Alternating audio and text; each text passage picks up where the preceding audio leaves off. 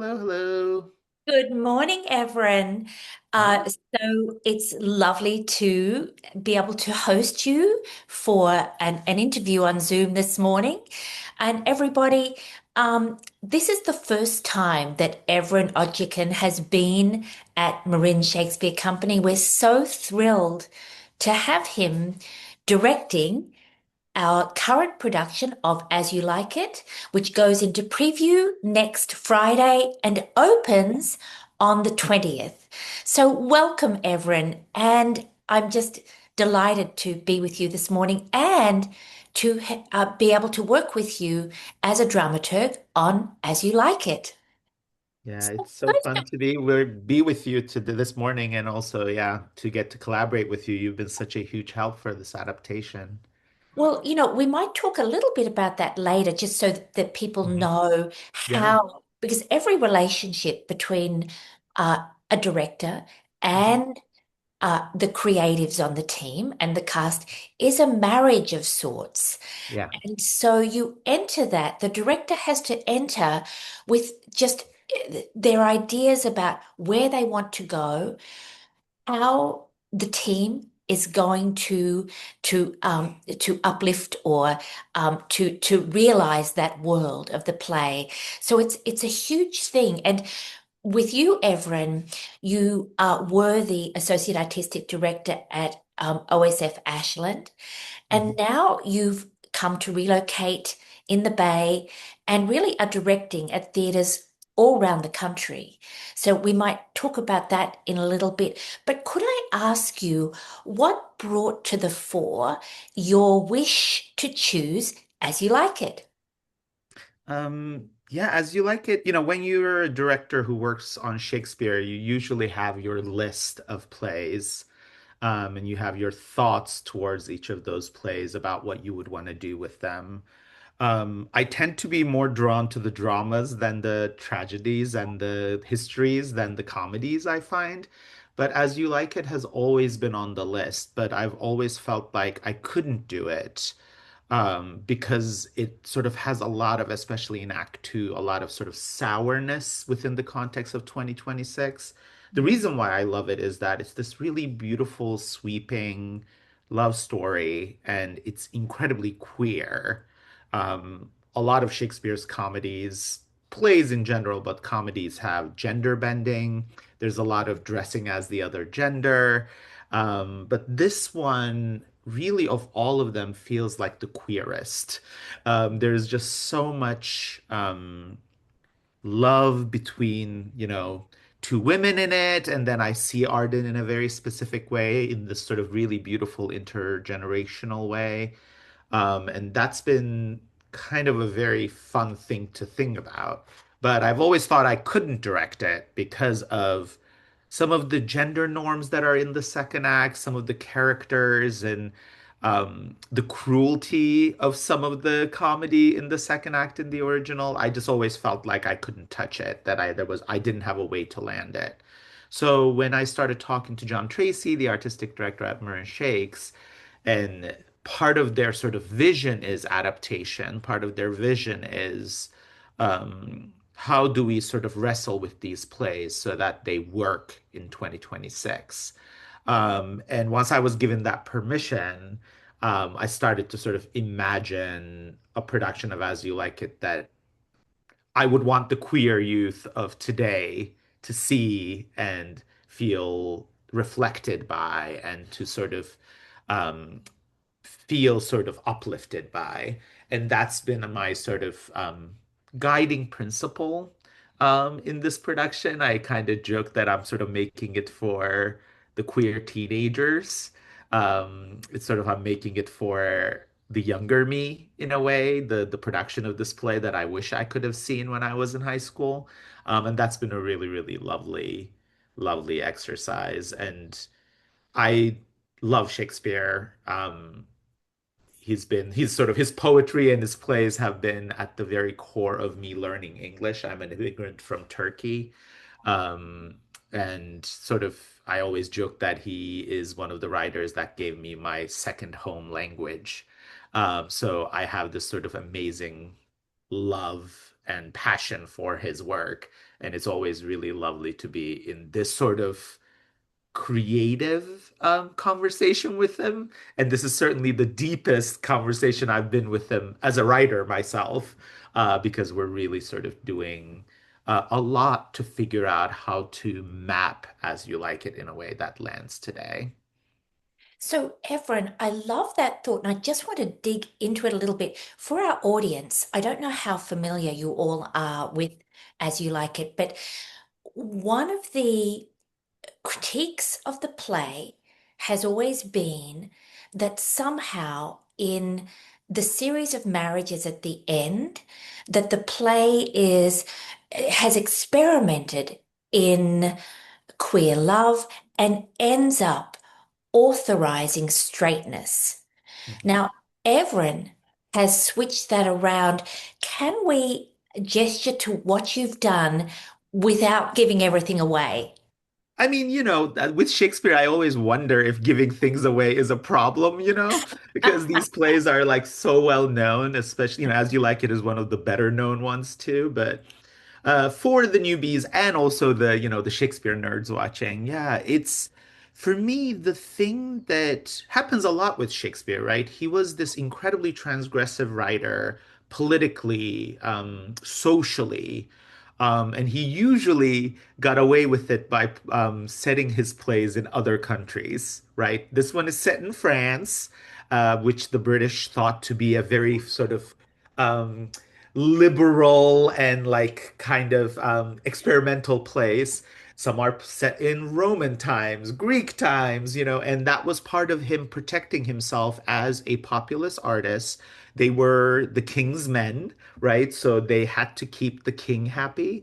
And so what happens with a lot of his plays, and this is very true with As You Like It, is he shows us all the messy, beautiful, flawed, complex relationships human beings can have, all of the ways in which politics and pressures of society can bend people into all sorts of silly and miserable places. And then at the end, he has to bring it back and tie it all well together so that it all falls into the very narrow social norms of Elizabethan England, coming top down from Queen down, because many a writer in his time were banished, were executed for what people took to be a criticism of Elizabethan historical, sort of histories, Elizabethan political actions, Elizabethan social norms. So that's just what it is. And I feel like in these days, for me, looking at that last third of the play,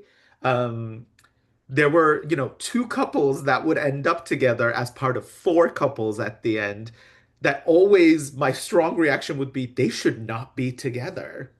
They do not belong together. There has not been enough building of relationship. Touchstone and Audrey has always felt quite cruel and kind of weird in the way they end up together. Sylvius and Phoebe sort of get tricked into being together. It's a man who won't hear no and a woman who's so deeply cruel to everyone around her. And then they get tricked to being together. And then we're supposed to have a happy wedding dance at the end. And I've always left every production of As You Like It sort of soured by that, sort of fake happy ending for today, right? If from today's lens, that happy ending doesn't work. So once I sort of got permission to wrestle with that, those were some of the things that I really wanted to wrestle. And then the last thing, which is not unique to our production, but I think we're going about it without giving too much a specific way. Um, Rosalind turning into Ganymede, turning back into Rosalind, right? That gender journey getting erased has always felt sad for me, especially these days with the way we think about transness and, all of the positive things that have happened that are going away now. It actually felt really important for me to look at that story and see if there was a different path through it so that we would actually celebrate the realizations and the findings that Rosalind has as Ganymede, and if we could hold on to that gender journey without having to revert back to, the binary. But I'm really curious. I'm really, really curious about how the play will land, how the play will sort of, how all of these shifts and wrestlings, and the actors are doing just such a beautiful job with it. I'm so excited to see if there is a version of this play that, as I said, like the queer youth version of me would just love from beginning to end. Yeah. Oh, that's just some beautiful nuggets for us to think about. Everin, the Forest of Arden is often, I think, described as a state of mind Mhm. rather than a real place. What is the psychological or emotional landscape of our Arden? So, in other words, we could ask, what do the characters have to unlearn to survive there?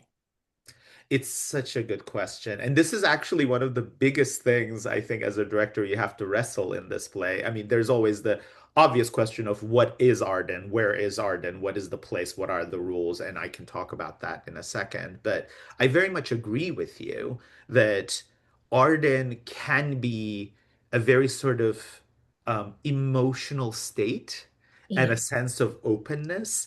And that is beautiful these days. We all need spaces like that for ourselves. But also, it's really important to find sort of the forward drive within Arden of what these folks are trying to unlearn. What are they fighting against and what are they fighting for? And in our world, the court, which is a sort of a fabulous place still, it's not actually sort of dark and oppressive. It's sort of glittery and oppressive, which is how it feels these days. Our oppression is has a lot of jazz hands, and from there, the characters all learn that violence is the way. The characters all learn that you do not raise your head. You accept your fate. They come through and learn that sort of the only way to win is to take someone else down, right? That winning is the most important thing within the context of a very capitalist space. Um, and, we've talked a lot about this, Philippa, and you've written so beautifully about it in the dramaturgical note about how, for me, that has really clicked into with sort of the Kardashians of it all, the social media influencer of it all, the idea that being seen and heard is the most important thing, even if you're hated, right? Like that is the currency that makes you rich. So if you're coming from that place, Arden has to be the exact opposite, where it's about communal care. It's about seeing the good in people. It's about helping each other, and that by helping another person, you're not actually taking yourself down, that by helping them, everybody rises. And in our production, thought so long about how to sort of contextualize Arden, and it became really clear. And I think the music, and this is all in the original, right? There's so many songs in Arden, and we've added a few more actually, with pulled some, sonnets and other things for Lady Zen, who's our composer and performer, to make their magic on. Arden became sort of a queer bar for me because as I was thinking about the spaces where I've seen that happen for me as a queer man, and the kind of spaces where I felt the most whole and most taken care of in an intergenerational way, where the elders sort of teach the youngin, and the youngin are experimenting and fighting and trying to find their love and their person. Um, that supportive space where so much is possible, for me, was a queer bar. And so that's been the grounding for us. And that state of, as you said, unlearning or relearning, um, felt the most possible in that space.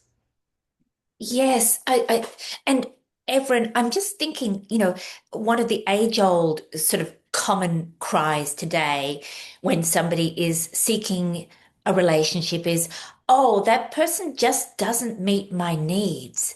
Hmm. And there's something about the overturning Hmm. of um, protocol in the forest, where Yeah. you've got this beautiful line, everybody, that you'll hear, where the exiled duke says, sit down and feed and welcome to our table. So somehow the idea that you earn love not through digging for love, but by giving love. What do you think about that?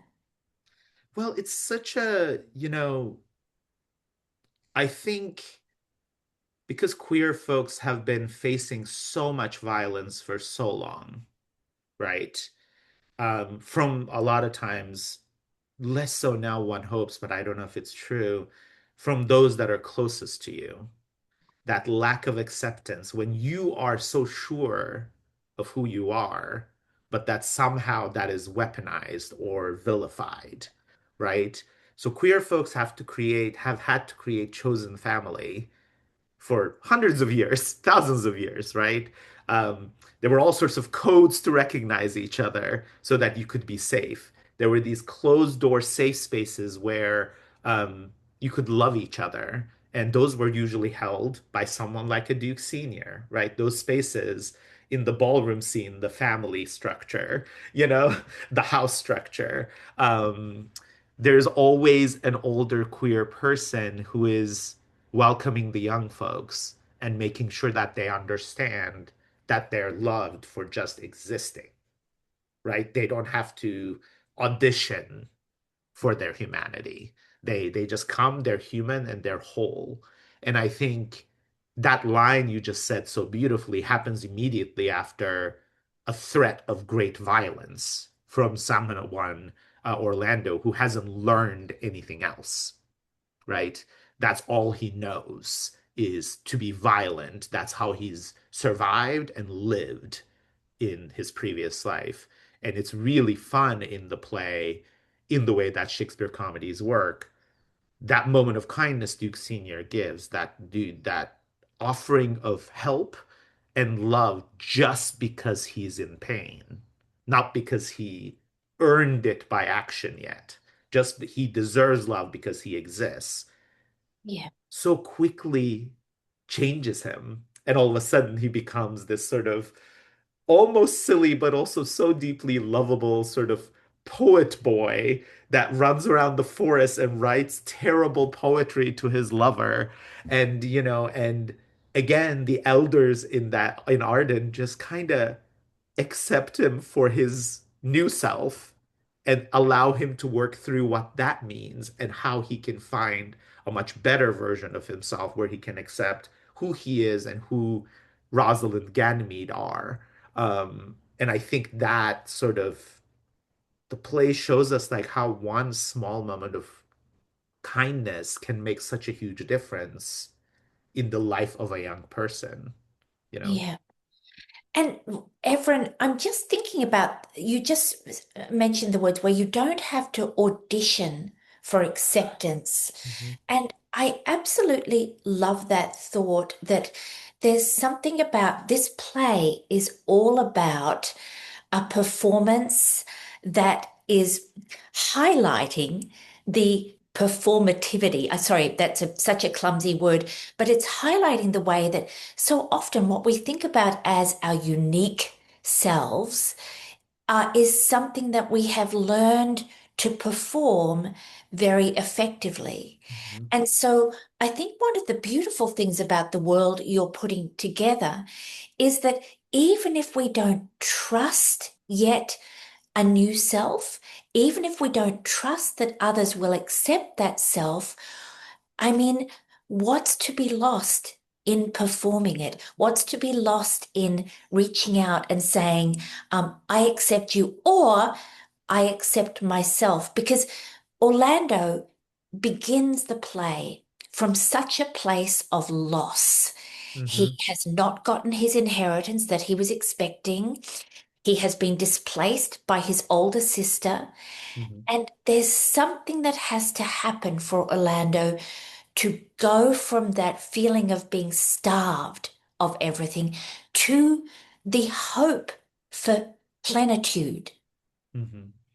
Yeah, it's such an interesting one. I mean, Orlando um feels really recognizable to me um because in when you're a queer man that is living in a toxic masculine macho society where your value is measured by how you stack up Mm, against an ideal of masculinity, which is usually uh, tends to select towards sort of grand ideas of winning and providing and stoicness. And the only emotion that you're allowed is violence, right? Um, and part of, and not every queer man succeeds in this, but part of becoming comfortable with your queerness is figuring out where your femininity lies, where your emotions lie. Is there a way for you to understand your place in the world that is giving, that is accepting, that is quieter, that is sweeter, right? It's kind of funny in the South, they talk about gayness as sweetness, and I actually kind of love that personally.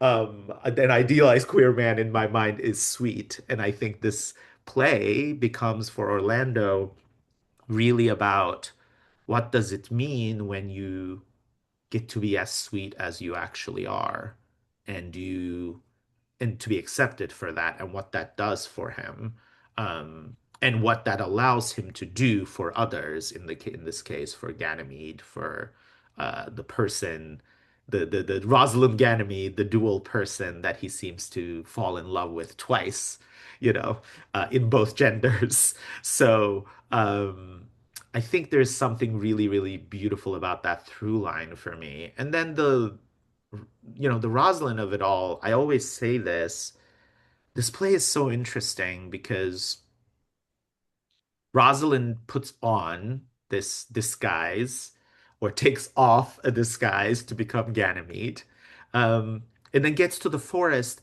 and then doesn't revert back, will not introduce themselves to their mother, who loves them, right?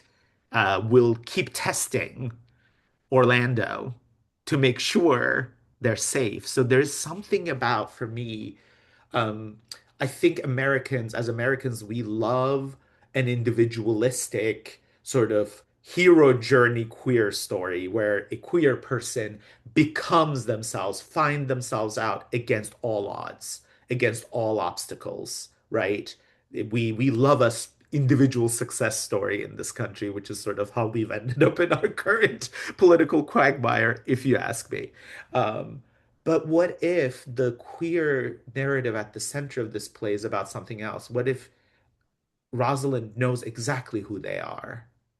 They just do not trust the people around them to accept them, right? And their journey is actually about testing those folks and seeing coming out not for themselves but for their community, because I always say this, it takes a village to raise a queer kid right. you know it's not about them finding themselves always, it's actually about the people around them holding them for who they are. And I think that's our big shift for Orlando and Rosalind, which is all in the text. That part actually we haven't had to do a whole lot of shifts for the text to work. That's really in Shakespeare's original, these journeys. But I do think that with Adam McGill playing Orlando and the beautiful Janae Simon playing Rosalind, I have these two amazing performers who are able to sort of dig into these journeys and figure out how the two um, intersect. And Evren, I love that thought and you mentioning Janae and Adam, because both of their characters seem to suggest that if you dare to acknowledge loss, Hmm. you may actually Hmm. gain something that you didn't dare do more than Hmm. dream of. I mean, that sounds very romanticized, but I'd love I mean, our it is a sweeping romantic comedy, so like that's actually something, and you know this, Philippa, that like we had to come to terms with that, like in this world, love moves fast and people fall hard. And there's a silliness to that within our very modern perspective. But that level of earnestness is also something lovely to live in for 2 plus hours, you know? And I agree with you that like these two characters, actually every single person in the play, um, isn't allowed to find themselves until they've lost something or they moved away or they've had to remove themselves from what they know and step into a risk and a danger. And the play is really about what happens on the other side of that, right? There's a lot of banishments in the play. There are a lot of lost parents. There's a lot of lost station, right? These people are trying to move up in the world. Orlando, Olivia, Rosalind, Celia, Duke Frederick, everyone in the court, LeBeau, they're all reaching to be at the top of the pyramid because that's the only way you stay safe is by being at the top and oppressing others below us, right? And that feels incredibly timely to today, you know, this idea of the billionaire or, you know, class and what they feel like they must do to those who are not as fortunate as them is part of the reality that we're living in. So again, the play is very funny and very romantic and very sweeping, but it's like best comedies, it's all based in this level of sort of timely political social thinking. And I think what you're talking about, loss, and what I'm talking about, sort of the political nature and the capitalist nature of our society are very much part of that. Oh, that's beautiful, Evren. And just for our watchers and listeners, just so you have a sense of the court and the forest, Hmm. what Shakespeare does so brilliantly in his plays, there's not a big emotional vocabulary for the playwright at that time because they were coming off a very feudal or top-down Yeah. society. So we have Shakespeare in his plays using the forest, the storm, the sea, all of these elements of the natural world to express the sense of who a human being was.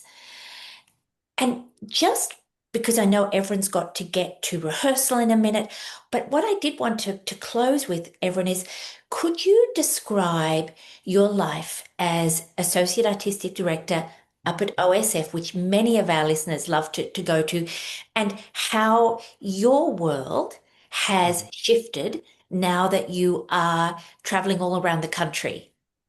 Well, you know, directing and writing, but like making my own work has always been at very much at the heart of my love and like my life. You know, this that's always what's revolved around my life. And OSF, although I was there at a very, very complicated time between so many crises, um, it's this place that really revolves around art. It's a, you know, it's a small town in the middle of nowhere to a certain extent, a gorgeous place, but also the oddest place for that level of artistry and that level of sort of craft to exist. And it's there's so many reasons why it's there. You know, it's been there for decades and decades and decades. But that kind of history and that kind of artistry and the whole space revolving around that has been something that, you know, I'm still searching for elsewhere as well now that I'm no longer there. But um, I think for me, making my own work at this time has been really interesting because as I stepped away from that leadership position, I'm really thinking about how artists are, in a lot of ways, the leaders we need right now.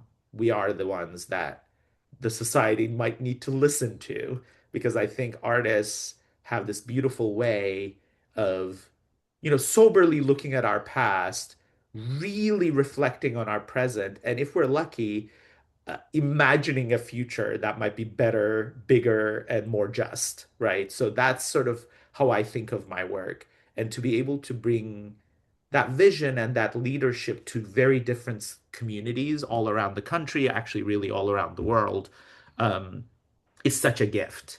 And I've been to be able to be given permission and resource like Marin Shakes does and John Tracy as the artistic leader does for me as an artist leader to sort of imagine a different way forward for queer folks in the context of this play and to show our melancholy and our joy um, to the world in these sort of unapologetic ways.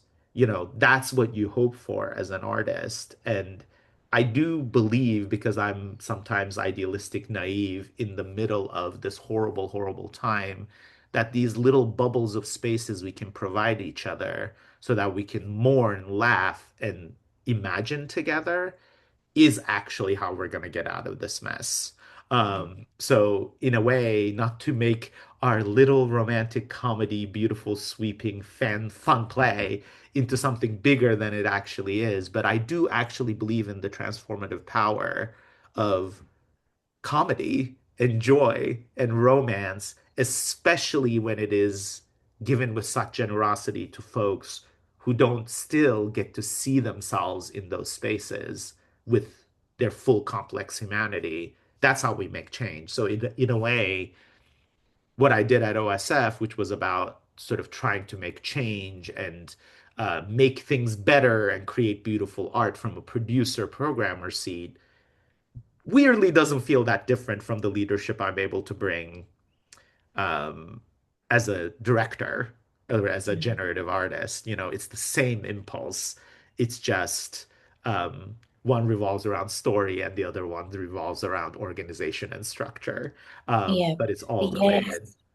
Oh, well, what a beautiful note to close on. And everybody, um, I don't go to Marin Shakes without a lovely warm jacket because then you see the sun go down and you feel the lovely cools come in. I usually take a little hat, a bottle of red wine, and a sandwich. Yeah, no, I mean, that's like the fun thing about it is, again, our play takes place in the forest, and we're sort of thinking of our Arden again as a queer bar in Guerneville or something. So the redwoods are right outside the window, and our characters run off into the audience a lot to go out into the forest. And I think there's going to be something really magical and romantic, I think, about, as you said, us sort of bundled up watching this beautiful story in the actual woods while our characters do the exact same thing on stage. So, yeah, I do hope that people come sort of with an open heart and maybe a couple of glasses of wine, sure, so that they can go on this journey with us because we're having like an absolute blast making it. I have to say, it's been Yeah. such a joyous experience working with this ensemble and this design team and all of the Marin Shake staff. So I have faith that that joy and love will be all over the stage as it does because we're creating family up there.